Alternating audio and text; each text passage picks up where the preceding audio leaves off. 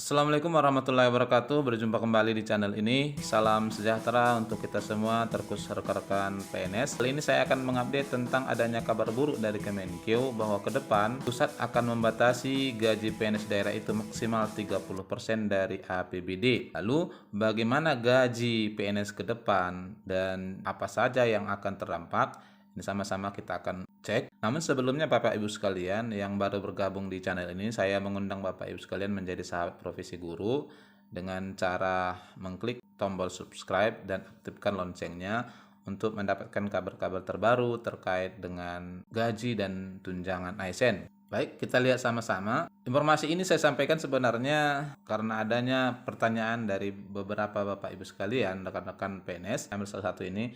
Maaf Pak, saya bertanya, apakah kebijakan Menkeu tentang rasio belanja pegawai PNS daerah tahun 2022 sebesar rata-rata 30%, apakah mempengaruhi penerimaan TPP guru PNS provinsi tiap daerah? Misalnya, apakah dikurangi atau dihapus karena dianggap sudah menerima TPG? Baik, pertanyaan ini akan bisa kita jawab dari uraian berikut. Sebelumnya beberapa hari yang lalu, Sri Mulyani yang menyampaikan bakal batasi gaji PNS daerah maksimal 30% dari APBD. Menteri Keuangan Sri Mulyani Indrawati bakal mengatur batasan maksimal belanja pegawai atau gaji PNS daerah sebesar 30% dari alokasi APBD. Batasan ini akan diatur dalam rancangan Undang-Undang Hubungan Keuangan Antar Pemerintah Pusat dan Pemerintah Daerah atau RUHKPD.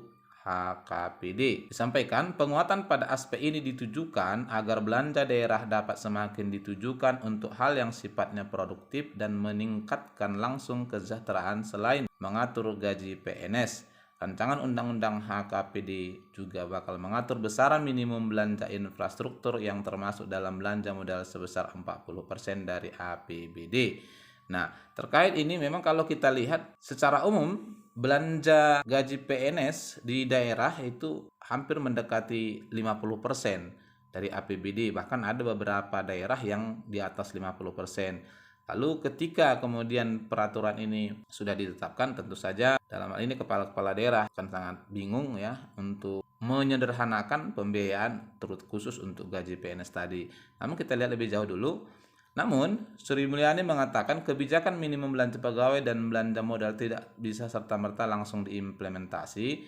Menurutnya perlu ada masa transisi mengingat kesenjangan antara daerah masih sangat tinggi. Ya, ini yang kita sampaikan tadi. Banyak daerah yang anggaran untuk gaji PNS di atas 50%. Dilanjutkan, pengaturan batasan belanja seperti belanja pegawai maksimum 30% dan infrastruktur 40% pasti membutuhkan sebuah masa transisi karena ada beberapa daerah yang deviasinya cukup besar.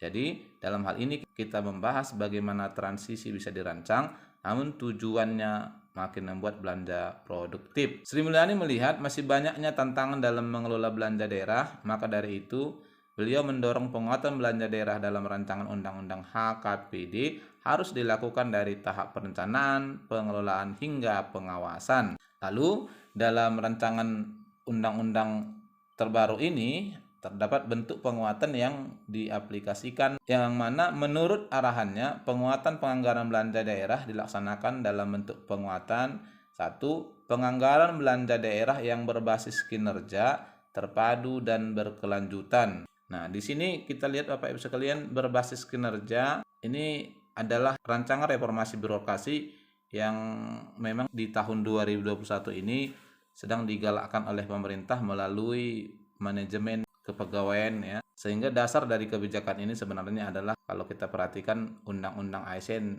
tahun 2014. Yang kedua, simplifikasi dan sinkronisasi program prioritas daerah dengan prioritas nasional. Yang ketiga, meningkatkan efisiensi belanja melalui penerapan standar harga, belanja operasional dan tunjangan kinerja daerah. Jadi di sini ada disebutkan meningkatkan efisiensi ya, tepat guna dari tunjangan kinerja daerah, kemudian ada analisis standar belanjanya. Oke, pengaturan ini ditujukan agar belanja daerah semakin fokus dan efisien dan pemanfaatannya makin maksimal. Lalu disebutkan lagi, juga termasuk penguatan disiplin belanja daerah dilakukan dengan pengaturan alokasi belanja daerah sendiri dengan cara Ini yang pertama, mengutamakan belanja daerah untuk pelayanan publik. Jadi didahulukan adalah pelayanan publik.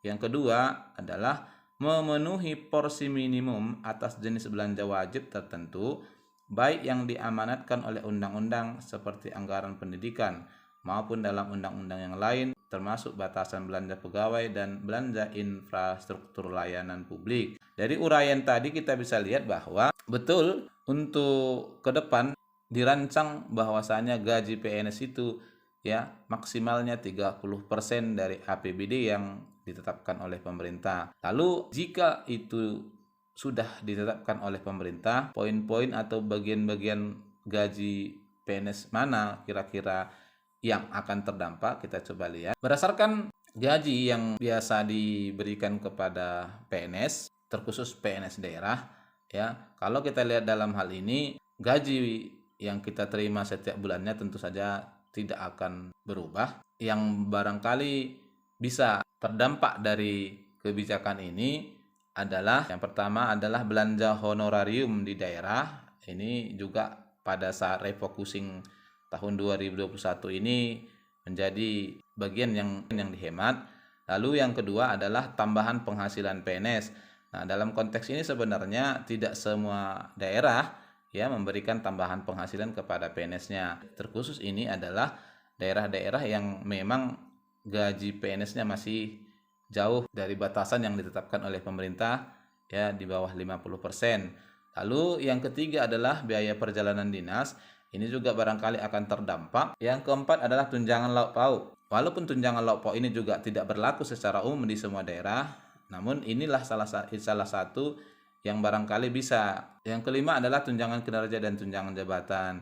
Nah, ini barangkali bagian kelima yang juga mungkin terdampak akibat dari penetapan kebijakan ini, ya, yang mana tunjangan kinerja daerah serta tunjangan jabatan untuk pegawai struktural ini akan dikurangi oleh kepala daerah sebagai imbas dari adanya batasan. Lalu bagaimana dengan sertifikasi guru? Kalau kita lihat untuk sertifikasi guru itu dasar atau undang-undangnya berbeda dengan pemberian gaji setiap bulan. Oleh karena itu tidak akan ada pengaruhnya terhadap tunjangan profesi guru ya. Sehingga kalau ada barangkali yang mengait-ngaitkan rancangan ini dengan tunjangan profesi guru, saya rasa tidak beralasan. Nah, barangkali ini informasi yang bisa saya sampaikan Bapak Ibu sekalian terkait adanya rancangan undang-undang baru terkait pemberian gaji PNS ke depan, yang mana ini tadi ditanyakan oleh rekan-rekan kita. Semoga kiranya bermanfaat. Wassalamualaikum warahmatullahi wabarakatuh.